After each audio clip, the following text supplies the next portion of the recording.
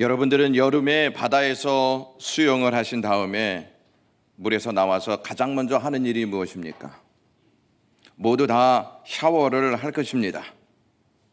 물놀이 하는 해안에는 다른 이물질이나 세균들이 많기 때문에 그것을 씻어내야 피부염을 방지할 수도 있고, 피부로 인하여 어려움을 겪는 많은 사람들이 그것을 치료받을 수 있는 또 시간도 가질 수가 있습니다.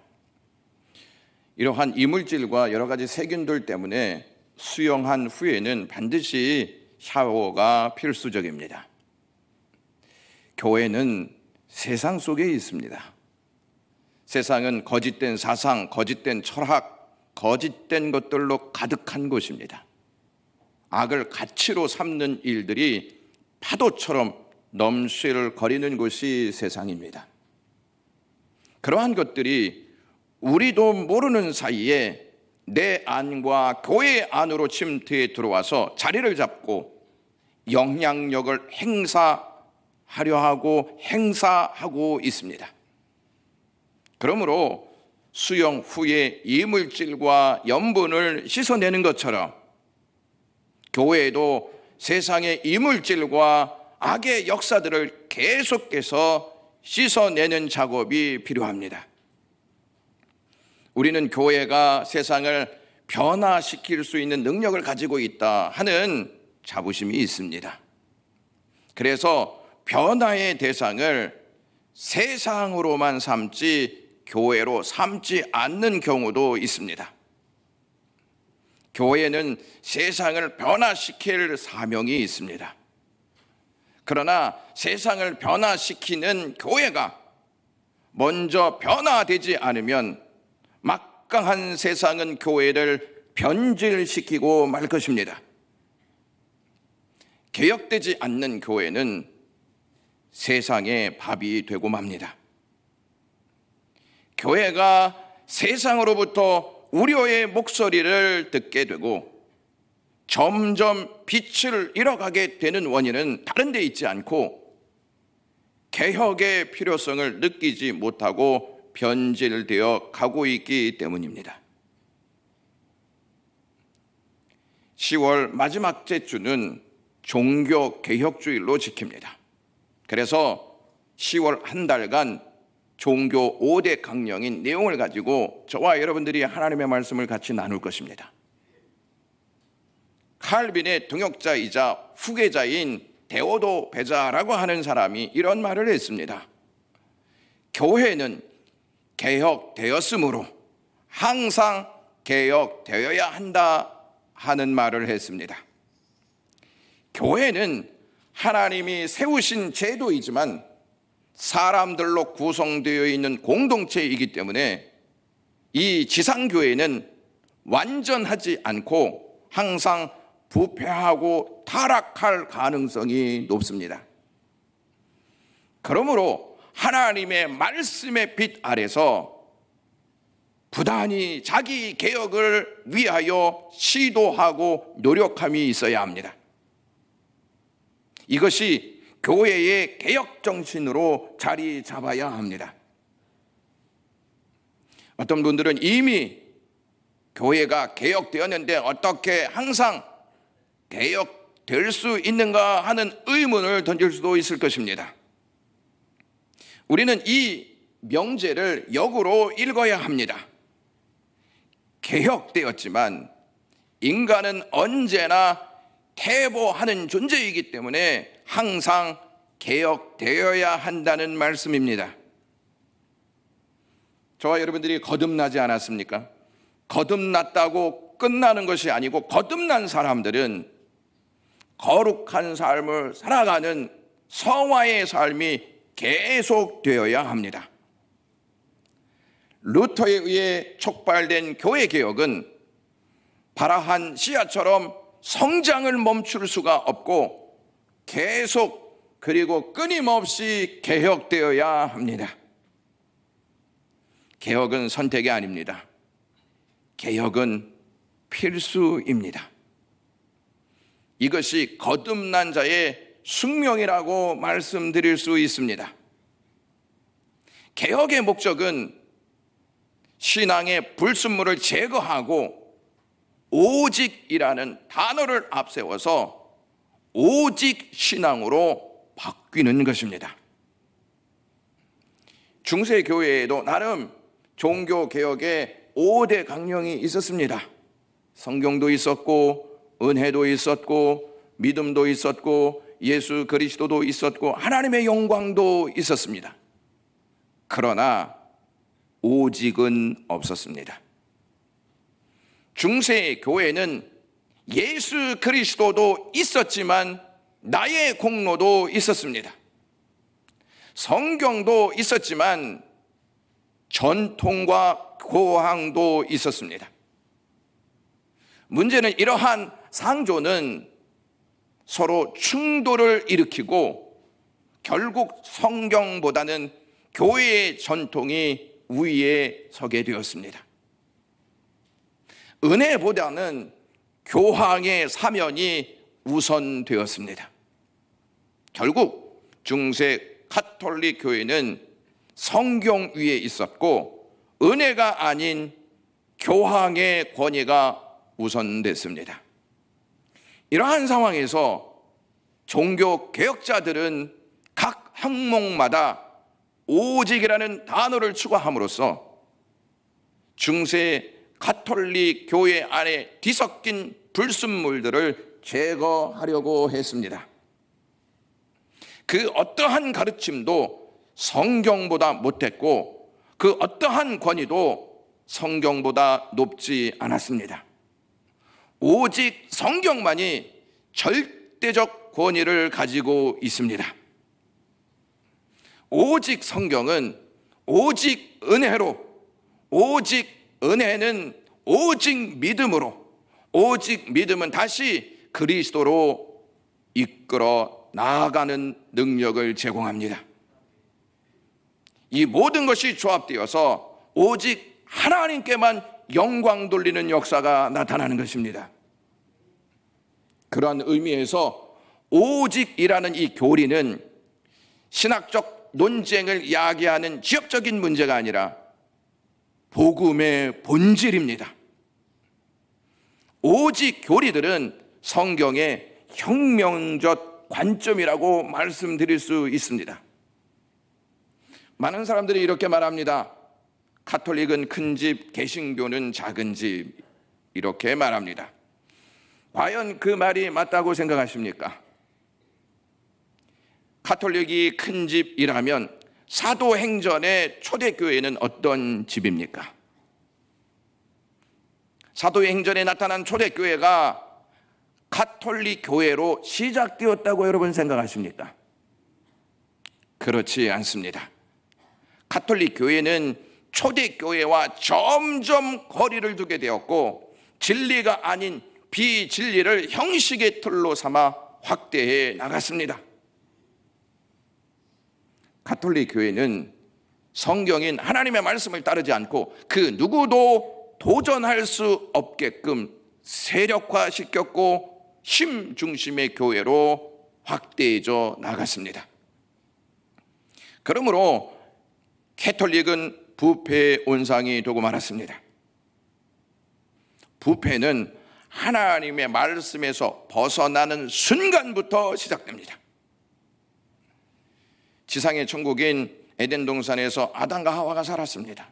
그 좋은 곳에서 하나님이 선악과를 따먹지 말라 하신 말씀을 들었음에도 불구하고 하나님의 말씀을 외면하고 사탄이 던진 거짓말에 생각을 옮기고 행동을 옮겼습니다. 그러자 인류에 찾아온 것은 악과 저주였습니다. 아담과 하와를 반면 교사로 삼아야 하는데 교회가 그 길을 답습하고 있습니다. 가톨릭 교회는 하나님의 말씀을 외면하고 막강한 힘으로 부패의 범위를 확대해 나갔습니다. 그 당시의 상황은 지금과 반대되어지는 상황이 좀 있었습니다. 그것이 무엇이냐면 평신도들이 성경을 직접 만져보지도 못하였고 성경을 쉽게 구입할 수도 없었습니다. 성경은 사제와 교회의 전유물이었습니다. 성도는 미사를 드리는 시간에 사제가 읽어주는 성경 구절을 듣는 것이 고작이었습니다. 성경 읽기에 사용된 언어는 라틴어로 되어 있었습니다. 이 언어를 특별히 공부하지 않는 사람들은 무슨 말을 하는지 도저히 알 수가 없었다는 것이죠. 만약에 제가 여러분들에게 라틴어로 막 설교한다면 여러분 알아들으시겠습니까? 아멘이 저절로 나오시겠습니까? 그렇지 않을 것입니다. 그러니 자연스럽게 평신도들은 사제들이 전하여 준 메시지만 듣고 따를 뿐이었습니다. 성경에 무슨 말씀이 기록되어 있는지 알지 못했습니다. 사제들은 성경의 권위를 자신들만의 것으로 삼고 자신들의 뜻을 이루는 도구로 사용하였습니다. 당시 부패의 대명사라고 할 수 있는 로마의 바티칸 성단 건축을 위하여 헌금 모금으로 면죄부를 판매했습니다. 이 사건이 유럽 전역으로 확대되어져 나갔습니다. 면죄부 제도가 생긴 것은 11세기 십자군 전쟁 때부터였습니다. 당시 교황이었던 우르바노 2세는 우리가 기독교 성지를 탈환해야 되겠다 해서 십자군 전쟁을 일으켰습니다. 그는 십자군 전쟁에 참여할 수 있도록 많은 사람들을 동원시켜야 했습니다. 여기에 참여하는 사람들은 그동안 지은 죄의 벌을 면제해 주겠다 이렇게 공포했습니다. 공식적인 내용이 이렇습니다. 저주받은 민족, 신을 부인하는 민족이 기독교인들의 땅을 무력으로 침공해 온갖 약탈을 자행하고 있다. 신앙이 없는 자들의 대항해 무기를 드는 모든 사람의 죄는 완전히 용서받을 것이고 전쟁에서 죽는 사람은 영생의 보상을 얻게 될 것이다. 이렇게 공포했습니다. 이 전쟁에는 많은 비용과 인원이 필요하지 않습니까? 이를 동원하기 위해서 이 우르바노 2세는 교황의 권한으로 이 일들을 행사해 나갔습니다. 그런데 정작 이 교황은 전쟁에 참여하지 않았습니다. 그리고 이것을 동료의 돈 있는 사람들의 돈을 여기에 쏟아붓도록 만들었습니다. 무슨 말씀이냐면 돈을 내는 자도, 전쟁을 위하여 돈을 내는 자도 죄의 벌을 면제해 주겠다 이렇게 선언했습니다. 이에 자금을 가지고 있었던 귀족들은요, 그 돈을 교회에 바쳤습니다. 돈이 없는 사람들은 전쟁에 동원되어서 많은 인명피해를 받게 되었습니다. 교황의 면죄부와 돈이 결합하기 시작했습니다. 이후 교황 칼릭투스라고 하는 사람이 연옥에 있는 영혼들도 면죄부에 의해 구원이 가능하다 이렇게 선언했습니다. 캐톨릭은 천국과 지옥만 말하지 않고 이 중간에 연옥이 있음을 주장합니다. 그래서 죽으면 다 연옥으로 갔다가 여기에서 면죄부나 돈을 가족들이 많이 내면 천국으로 가게 되어진다. 그렇지 못하면 지옥으로 가게 되어진다. 이것이 중세 시대의 그들의 논리였습니다.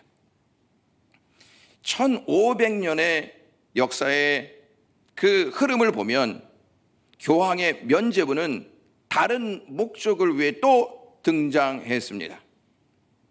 교황 율리우스 2세라고 하는 사람이요, 즉위를 딱 했습니다.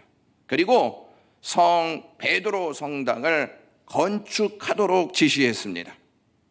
그리고 각처에 있는 예술가들을 로마에 불러들여서 바티칸 성당의 내부를 화려하게 꾸몄습니다. 당연히 엄청난 자금이 들어갈 수밖에 없었습니다.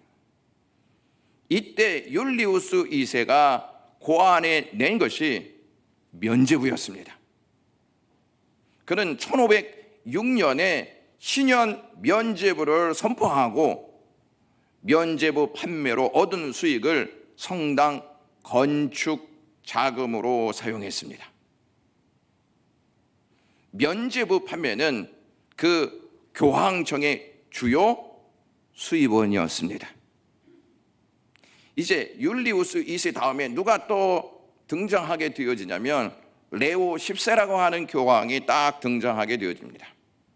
이 레오 10세가 무엇을 지시하냐면 성 베드로 대성당을 리모델링 해야 되겠다, 이러한 선언을 합니다. 여기에도 막대한 자금이 들어가는 것을 알고 있었습니다. 그래서 레오 10세가 도미니크 수도원의 한 신부에게 면죄부 판매를 의뢰합니다. 그 사람이 누구냐면 요한 테첼이라고 하는 신부입니다. 교황의 특명을 받은 이 테첼 신부는 지옥불에 고통받는 사람들을 그린 그림을 딱 펼쳐놓고 면죄부를 팔면서 다음과 같이 설교했습니다. 여러분이 사랑하는 죽은 친척들과 친구들이 여러분을 향해 애원하며 부르짖는 소리에 귀를 기울이시기를 바랍니다. 우리를 불쌍히 여기시오. 우리는 무서운 고통 중에 빠져 있는데 당신들은 적은 돈으로 우리들을 건져낼 수 있지 않소. 다음 넘겨주시고, 여러분은 저들을 건져내기를 원치 않습니까?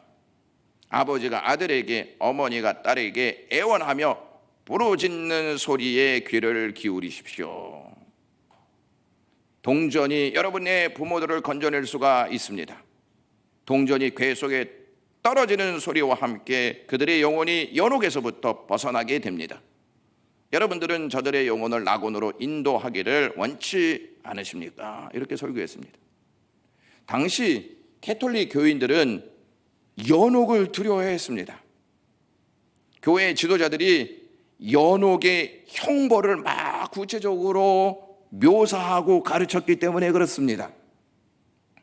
당시 평신도들은 성경을 가질 수도 없었고 읽을 수도 없는 상태였기 때문에 교회 지도자들의 말만 들을 수밖에 없었습니다.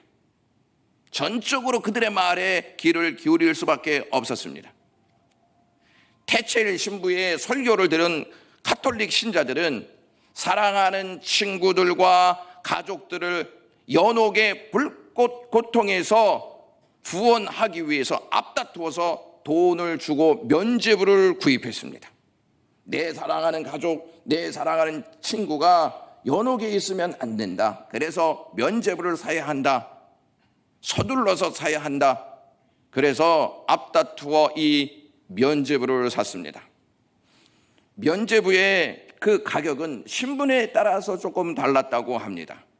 일반 평민들이 한 장을 딱 살 때 4분의 1 플로닌이라고 하는 값을 주어야 했습니다. 이것이 지금의 돈으로 환산하면 한 10만 원 정도 된다고 하는데, 그때 당시에 이것이 얼마나 큰 돈이었냐면 6개월치의 월세의 값이었습니다. 그리고 이 돈이면 송아지 3마리를 살 정도의 값이었습니다. 이 돈을 갖기 위해서는 평민들이 몇 달 동안 한 푼도 안 써야 가질 수 있는 돈이었습니다. 이것을 누가 알게 되었냐면 루터가 알게 되었습니다. 보다 못한 독일의 사전 마르틴 루터가 폭발했습니다. 그가 살던 비텐베르크까지 면죄부 판매 바람이 불어왔기 때문에 그렇습니다. 루터는 1517년 10월 31일에 비텐베르크 성교회 정문에 면죄부와 연옥에 대한 반박문 골자를 95개조 반박서를 딱 내걸고 사람들이 볼 수 있도록 했습니다. 그러자 이 레오 10세라고 하는 이 교황이 마르틴 루터를 파문시켰습니다. 그 이후에 트리엔트 공의회에서 면죄부에 대한 폐단과 폐허가 언급되면서 면죄부 판매가는 점점 사라지기 시작했습니다. 이 마틴 루터가 종교개혁 운동의 신호탄이 되었던 95개 이 조항의 반박문을 만들어서 비텐베르크 그 성교회에 딱 붙이게 되었을 때의 날짜가 1517년 10월 31일이었습니다. 왜 그날 그 시간에 붙였냐? 할로윈 축제 전날이었으므로 모든 사람들이 다음 날 아침에 교회에 나올 것을 알고 그들에게 알리려는 의도에서 그 날짜에 딱 붙였다는 것입니다. 여러분, 우리나라에도 할로윈 문화가 깊숙이 침투해 들어오고 있습니다.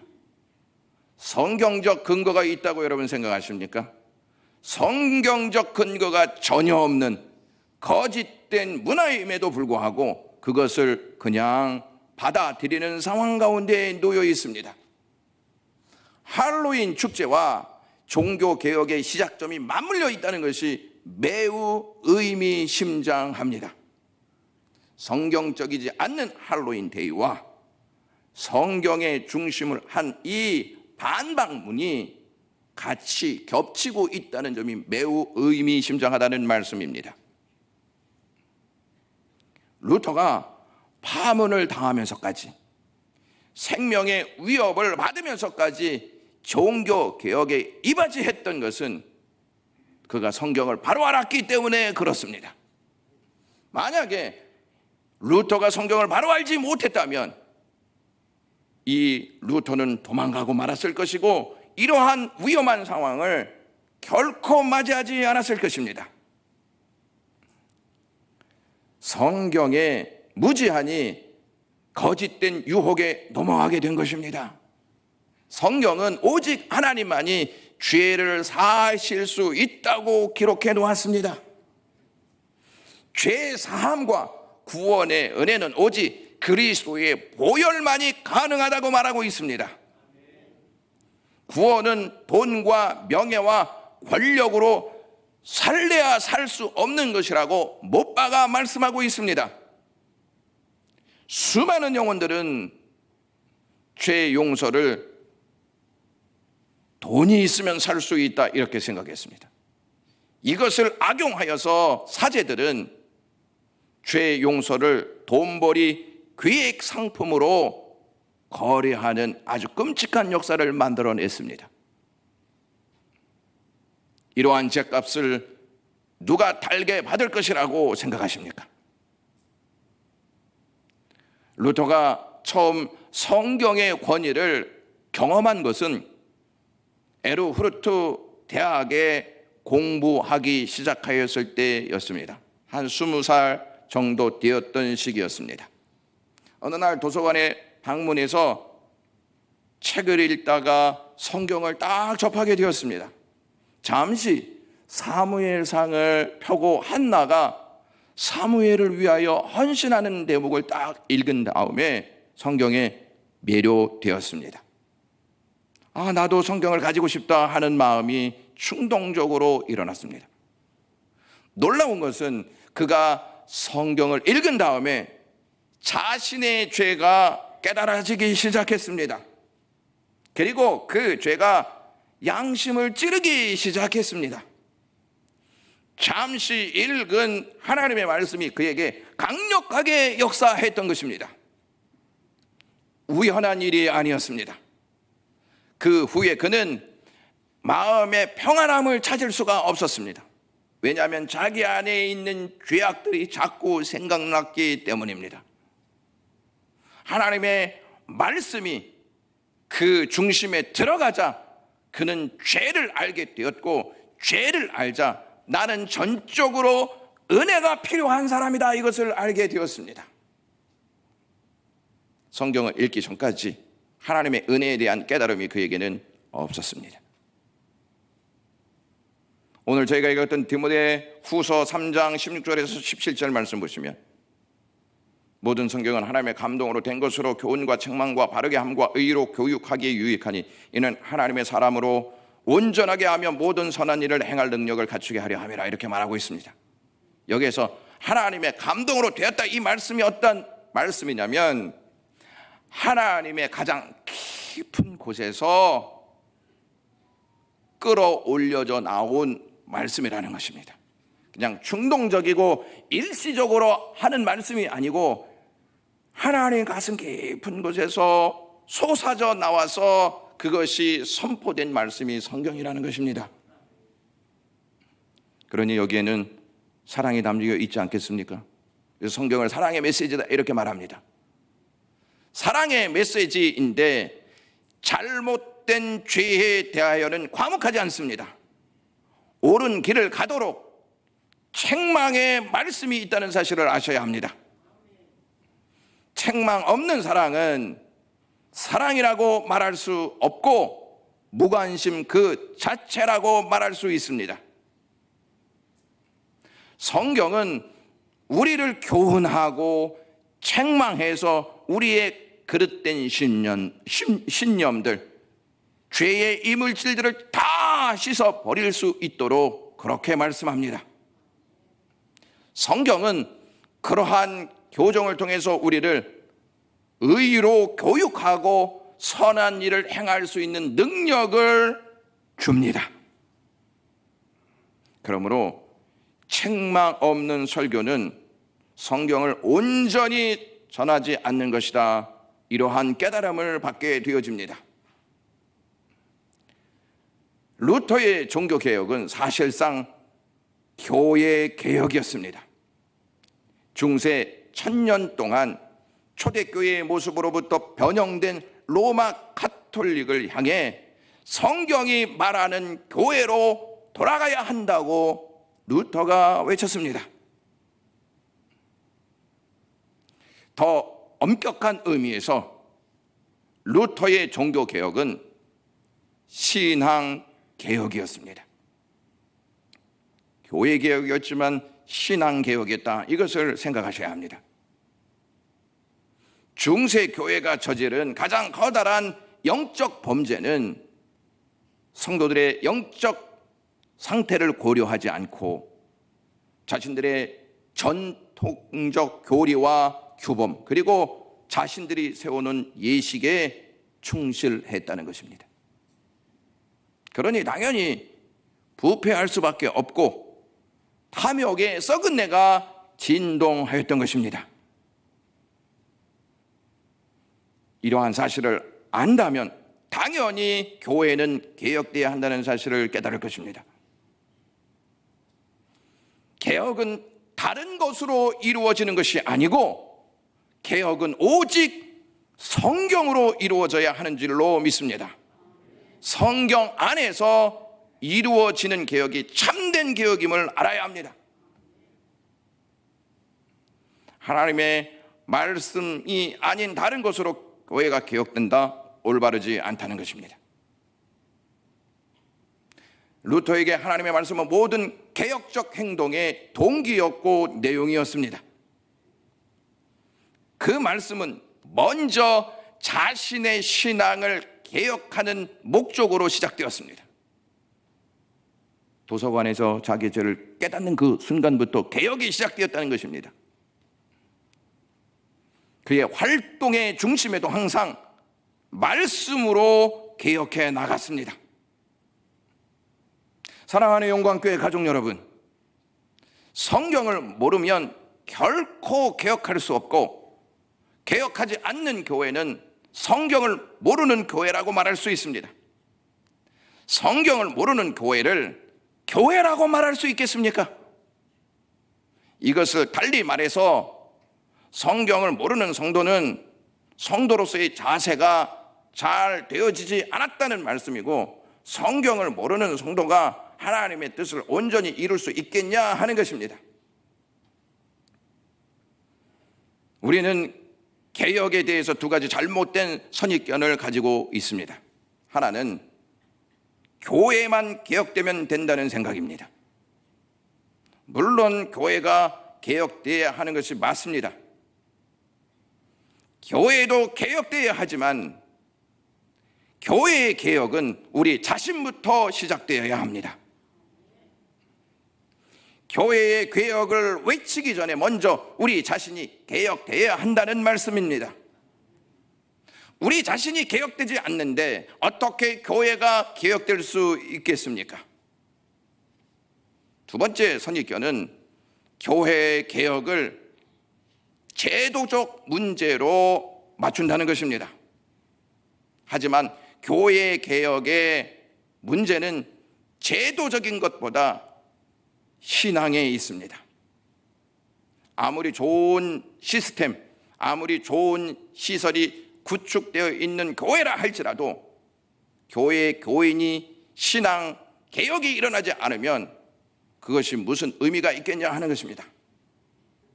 교회보다도 우리 자신, 제도보다 신앙이 개혁의 대상이라는 점을 놓쳐서는 안 될 것입니다. 개혁과 신앙은, 개혁과 성경은 떨어질래야 떨어질 수 없는 관계입니다. 그러므로 하나님의 백성인 우리는 하나님의 백성답게 하나님의 말씀을 듣고 배우는 일에 헌신해야 합니다. 루터는 자신이 1년에 성경을 2번씩 통독했다 이렇게 고백했습니다.